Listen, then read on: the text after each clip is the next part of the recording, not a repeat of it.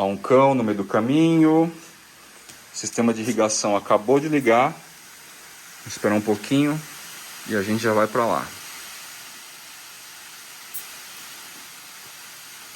Enquanto isso, ó, folha mara do Philodendron Plowmani. Esse boom aqui, em relação anterior, inclusive, ó, olha o tamanho, olha a diferença, gente. Se deu basicamente pela temperatura e principalmente depois com a vinda dessa umidificação aqui, desse sistema de aspersores, tá? Esse boom é tradução exatamente disso. Inclusive, a muda do Luxurians que eu fiz até o episódio sobre essas mudinhas, a separação, a muda que está mais rápida é a média que eu coloquei aqui. Não é nem a muda principal, vamos dizer, a que estava maior no topo, tá? Olhando tudo aqui.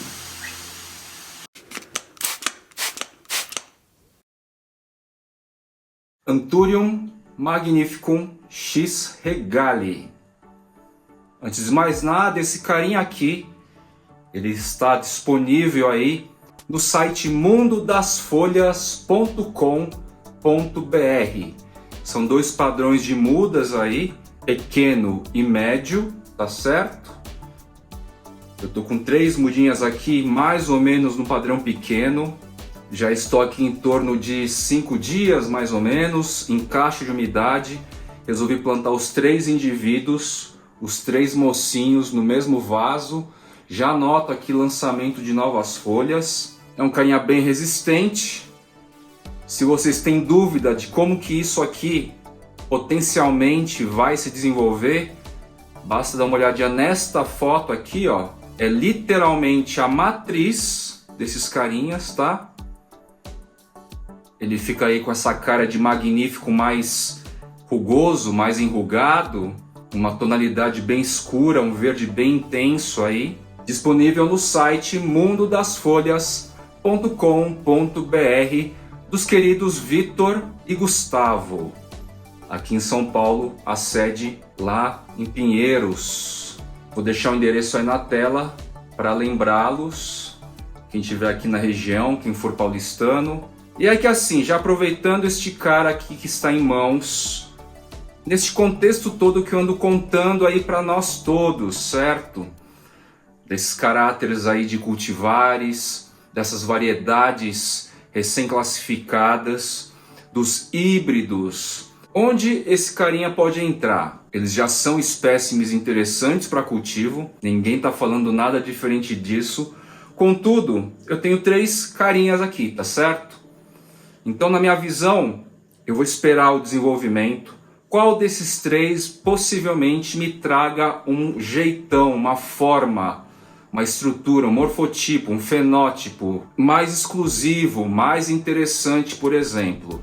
Eu separo, dou uma atenção para esse cara, cultivo de tal maneira para que ele se desenvolva bem e tudo mais. E em determinado momento eu vou estimular aqui a partir de fertilizantes, micronutrientes. Faço aqui um estímulo para que ele comece a liberar inflorescência.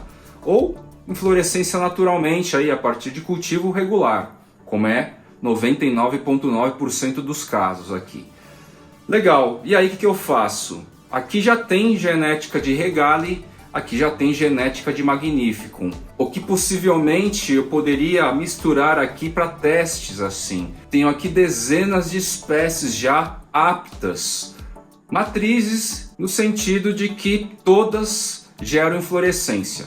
Com maior ou menor estímulo, estão aí constantemente já nesse fluxo natural. A priori eu não absorvi ainda nenhuma compatibilidade de seção, muito provavelmente e organicamente isso vai acontecer. E o que eu vou fazer então? A priori eu vou aguardar inflorescências masculinas, femininas, dependendo do tempo de desenvolvimento, pré-antese masculina, coisas que a gente já viu falar aí, e alguns de vocês vão lembrar em episódios com Marcos Nadruz. E aí a gente começa a brincar de polinização. Das 2 vezes que eu consegui polinizar manualmente, mas as infrutescências abortaram naturalmente também, eu basicamente passo os dedos no pólen, na fase masculina, e levo para as inflorescências na fase feminina. Num episódio bastante adequado sobre isso, eu mostro como que é essa técnica.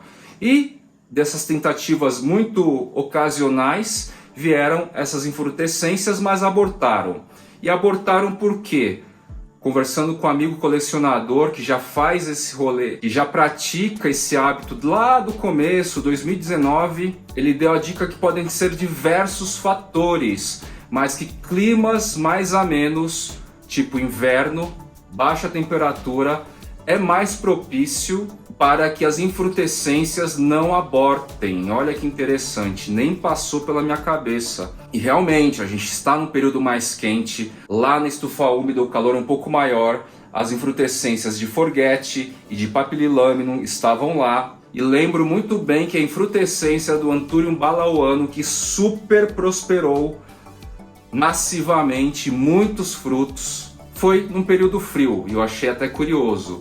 Frio, porém não gélido, tá? Não foi um inverno tão rigoroso assim. O fato de serem híbridos já aumenta a incidência de fenótipos bem diferentes. A mesma espécie já tem fenótipos bem diferentes, como o próprio Guilherme mostrou neste episódio aqui do Anthurium regale.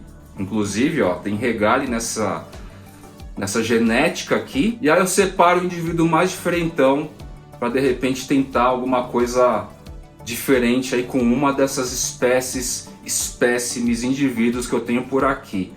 Sem pensar ainda na questão de compatibilidade de seção. Eu estou narrando para vocês aqui como vai ser o meu avançar na cultura. E arriscar mesmo, tentativa e erro, sem medo de ser feliz. Vou voltar as mudinhas aqui para a caixa de umidade.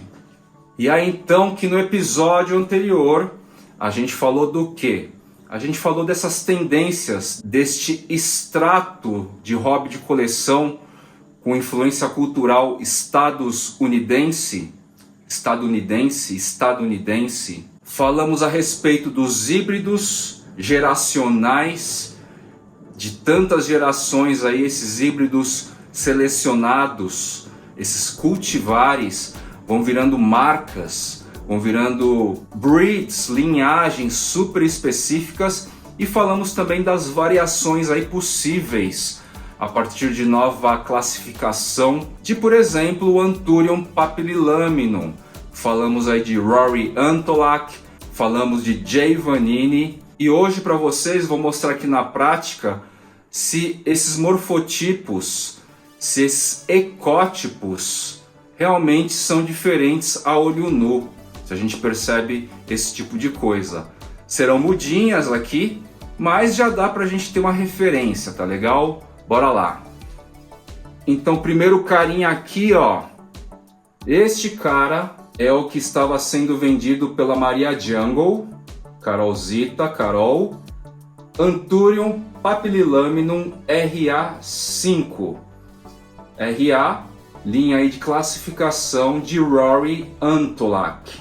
Tá certo? É uma espécie panamenha, é um Anthurium papililaminum. Creio aí que de domínio público, de quem conhece essa espécie, só de bater o olho aqui a gente vê que os nossos papililaminum, eu vou chamar inclusive de Anthurium papililaminum e jardim, já que a gente tem o Regardens, enquanto de repente o Marco Lacerda não descobre qual que é o dele, a gente vai chamando de Anthurium papililaminum e jardim. O E-jardim acaba sendo a principal fonte aí no rolê dos Anthurium papililaminum que a gente tem notícia, conhecimento. O seu provavelmente seja do E-jardim, diretamente ou não. Existem outras variedades aí também, mas eu posso afirmar que do E-jardim é a mais pulverizada entre nós. Inclusive eu acho que está saindo nova leva de mudas aí para vocês em breve. Formato, ó, ele é bem mais arredondado. Legal, lobos, sinos e tal, mas ele é bem redondão, né? Eu vou tentar procurar uma imagem de espécie mais adulto para deixar aqui. Se não aparecer nada aqui é porque eu não encontrei, tá certo? Ele tem essa característica bem arredondada, né? É bem interessante assim. Então, se você tem guardado aí o senso comum, mais comum que a gente tem de Anthurium papillilaminum no Brasil, o mais conhecido aí é mais alongado, né? E esse é redondão. E esse próximo carinha aqui, ele já é um híbrido entre duas variedades RA.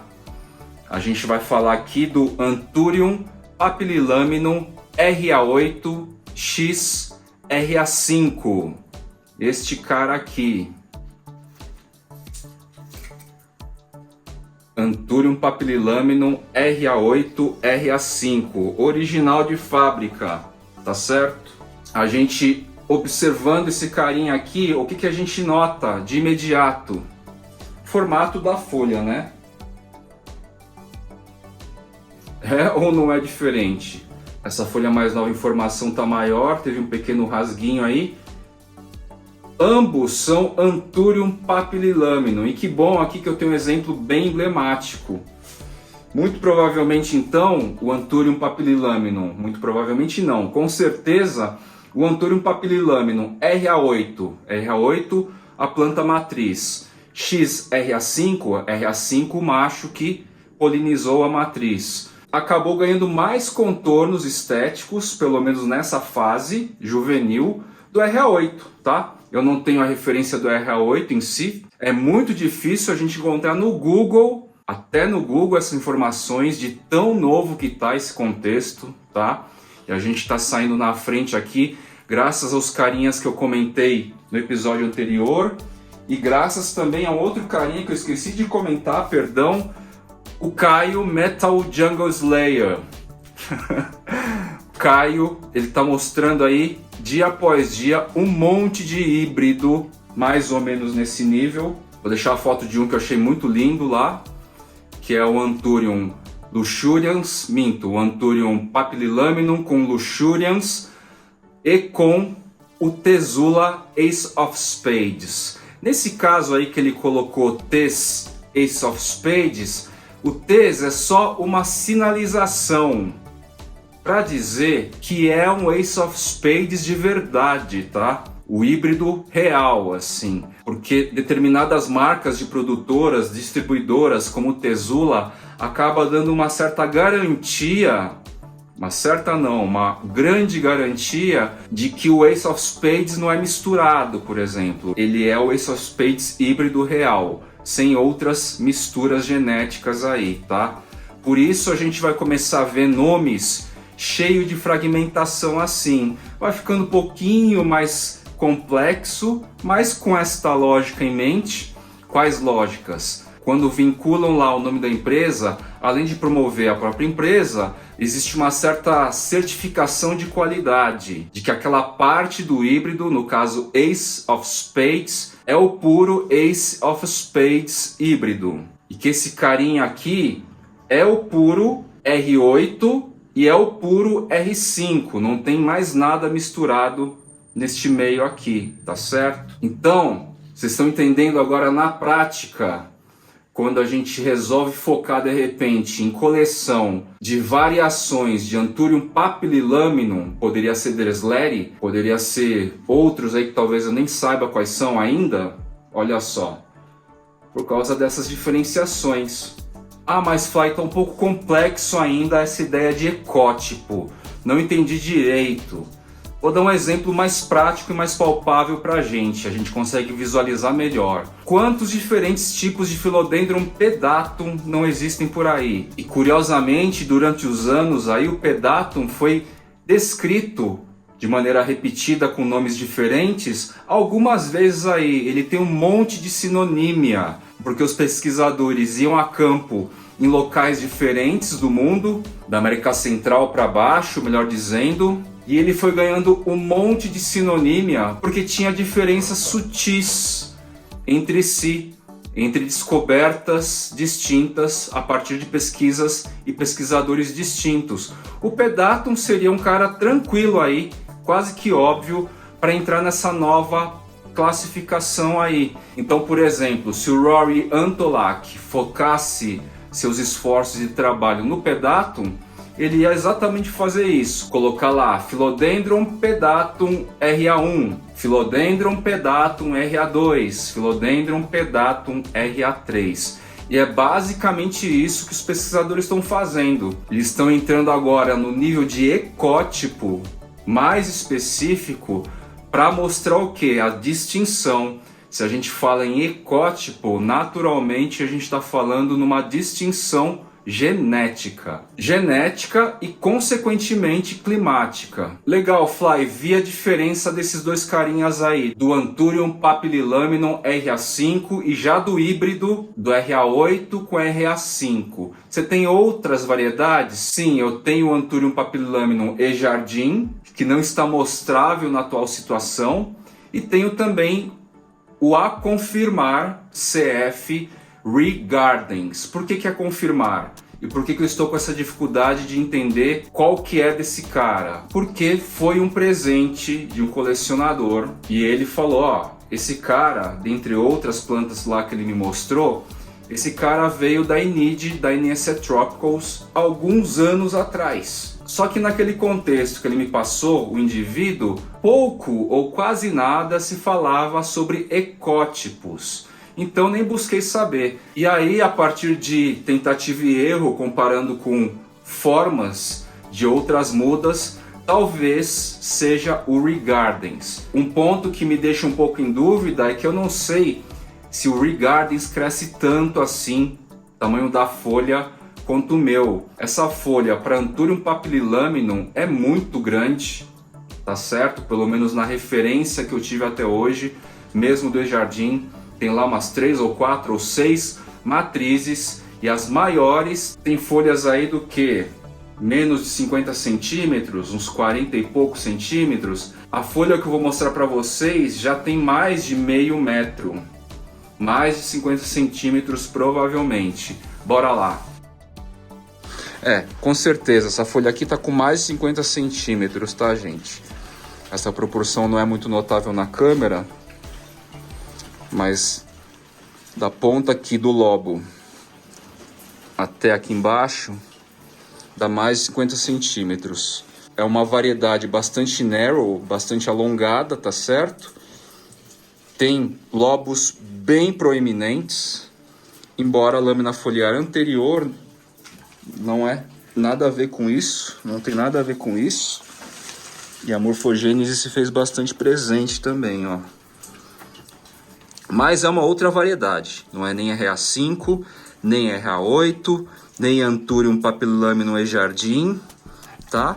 Então, por enquanto, ele é um Anthurium papillilaminum aí a se confirmar.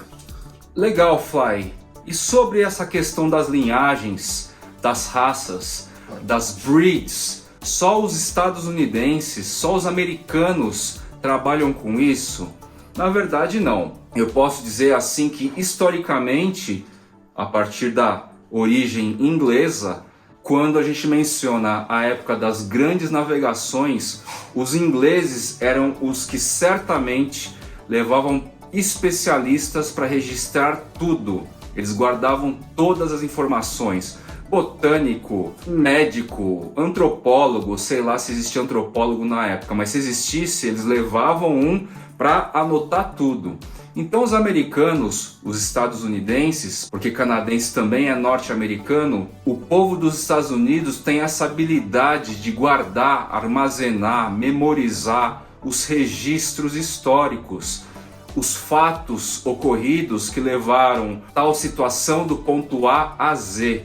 Por isso ficou tão claro aí para eu explicar, por exemplo, o surgimento do Anthurium SKG Grey, Silver, Red Crystallinum, Michele, o nível de parentesco possível, porque de alguma maneira eles guardam essas informações. Mas no quesito breeds existem aí uns caras ultra hábeis, extremamente hábeis, e eu acredito que até os americanos concordem, que são os tailandeses, os indonésios. Esses caras têm uma habilidade de produção em série, em escala, em variedade, fora do comum, assim. Só que aí a capacidade de registro acaba se perdendo um pouco. Muitas variedades aí que estão no rolê já a gente não sabe a origem. como Philodendron domesticum variegata, como Philodendron Florida Ghost, tudo veio mais ou menos lá desses caras, Tailândia e Indonésia, mas não se sabe, não se tem os nomes das pessoas que promoveram, desenvolveram, que criaram essas plantas.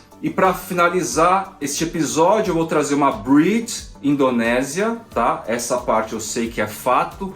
Não sei o nome do cara que criou, não se sabe muito bem híbrido do que, né? Aí começa a ficar um pouco bagunçado. Contudo, é uma plantinha aí, não sei se existe no Brasil ainda, talvez seja a primeira vez que vocês vão ver numa rede aberta, aí, numa rede social brasileira, e eu estou falando de uma breed, de uma raça, de uma linhagem indonésia, o Anthurium King of Spades. Então tá aqui, perfeitinha, lâmina foliar novinha, gritando, coisa linda.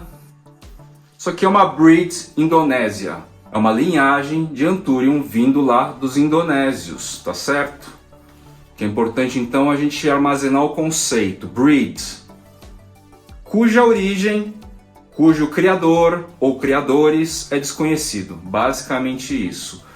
Quando se guarda história, os nomes das pessoas, a origem, a sensação que me fica é que a história fica mais valiosa, tá? Contudo, não se desmerece, obviamente, uma planta, um híbrido, uma breed, uma linhagem como o Anthurium King of Spades. E foi assim, meus queridos plantoides, mais um episódio dos Jardineiros Urbanos por Fly. Essa temática vai se desdobrar aí em novos capítulos à frente, tá certo? E assim a gente vai trazendo referência e buscando estimular nós, colecionadores, das possibilidades. E eu realmente espero que vocês entendam os contextos de tudo isso, entendam o chão que vocês estão pisando antes de comprar a planta apenas por comprar. Valeu e até o próximo episódio.